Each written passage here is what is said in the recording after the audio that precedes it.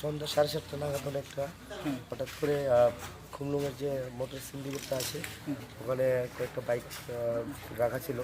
হঠাৎ করে 8-10 জনের একটা দুষ্কৃতী দল এসে ওটার মধ্যে কয়েকটা বাইক ভাঙচুর করেছে।